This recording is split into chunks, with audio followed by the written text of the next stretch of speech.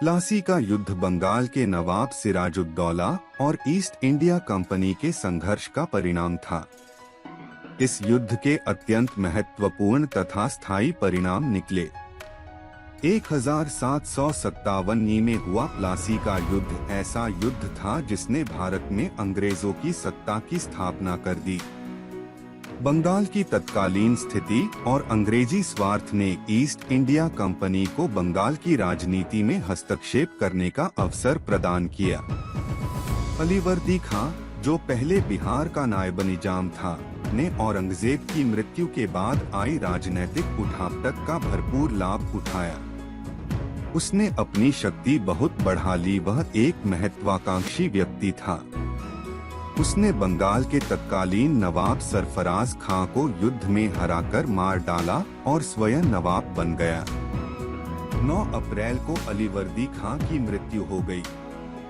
अलीवर्दी खां की अपनी कोई संतान नहीं थी, इसलिए उसकी मृत्यु के बाद अगला नवाब कौन होगा, इसके लिए कुछ लोगों में उत्तराधिकार के लिए षड्यंत्र होने शुरू हो गए। पर अलीवर्दी ने अपने जीवन काल में ही अपनी सबसे छोटी बेटी के पुत्र सिराजुद्दौला को उत्तराधिकारी मनोनीत कर दिया था। अंततः वही हुआ भी। सिराजुद्दौला बंगाल का नवाब बना। सिराजुद्दौला भले ही नवाब बन गया, पर उसे कई विरोधियों का सामना करना पड़ा। उसकी सबसे बड़ी विरोधी और प्रतिद्वंदी उसके परिवार से ही थी, और वह थी उसकी मौसी। उसकी मौसी का नाम घसीटी बेगम था।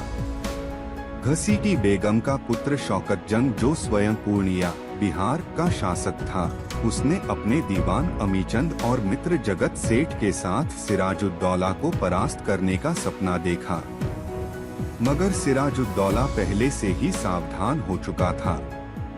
उसने सबसे पहले घसीटी बेगम को कैद किया और उसका सारा धन जब्त कर लिया।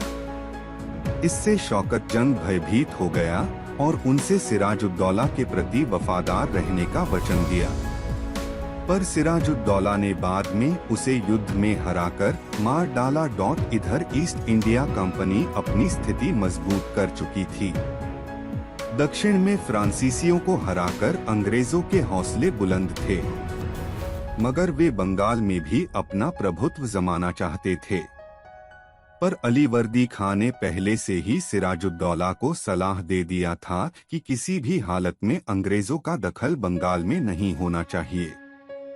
इसलिए सिराजुद्दौला भी अंग्रेजों को लेकर शंकित था। सिराजुद्दौला और अंग्रेजों के बीच संघर्ष।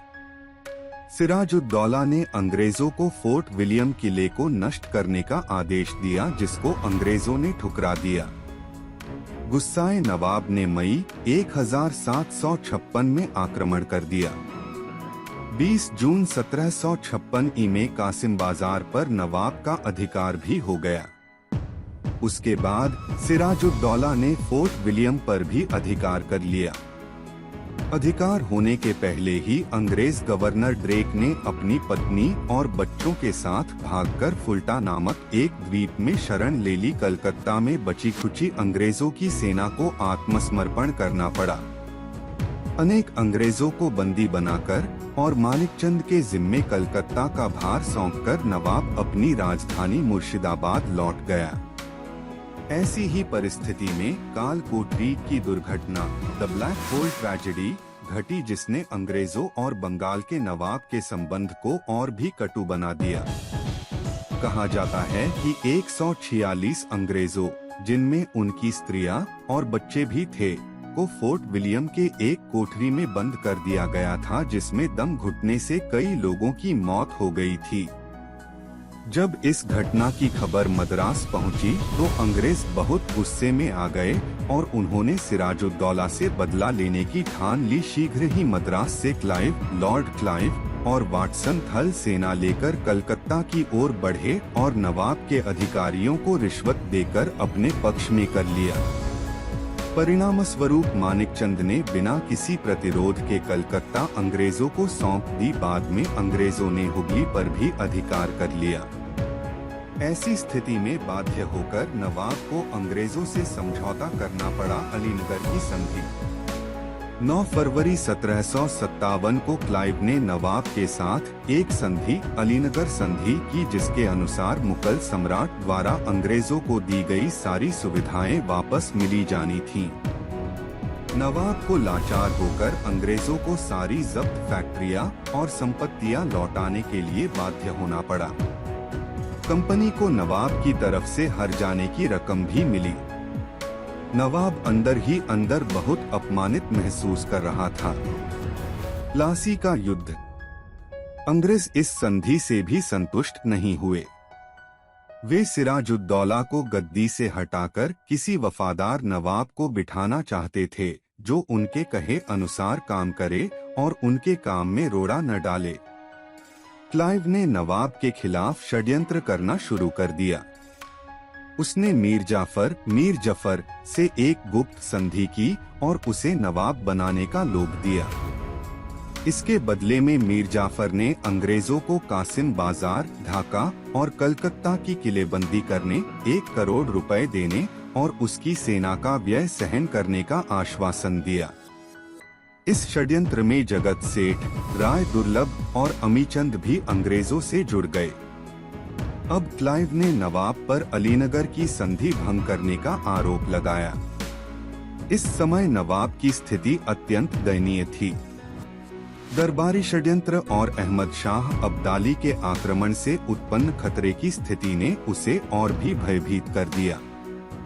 उसने मीर जाफर को अपनी तरफ करने की कोशिश भी की पर असफल रहा। नवाब की कमजोरी को भांपकर क्लाइव ने सेना के साथ प्रस्थान किया। नवाब भी राजधानी छोड़कर आगे बढ़ा। 23 जून 1757 को प्लासी के मैदान में दोनों सेनाओं की मुठभेड़ हुई।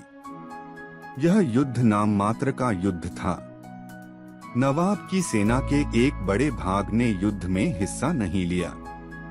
आंतरिक कमजोरी के बावजूद सिराजुद्दौला की सेना, जिसका नेतृत्व मीर मदन और मोहनलाल कर रहे थे, ने अंग्रेजों की सेना का डटकर सामना किया।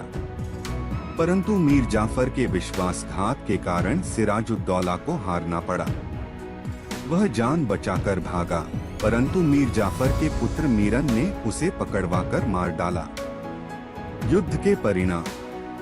प्लासी के युद्ध द बैटल ऑफ प्लासी के परिणाम अत्यंत ही व्यापक और स्थायी निकले।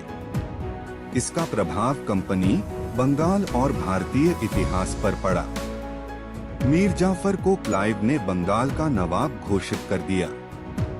उसने कंपनी और क्लाइव को बेशुमार धन दिया और संधि के अनुसार अंग्रेजों को भी कई सुविधाएं मिली।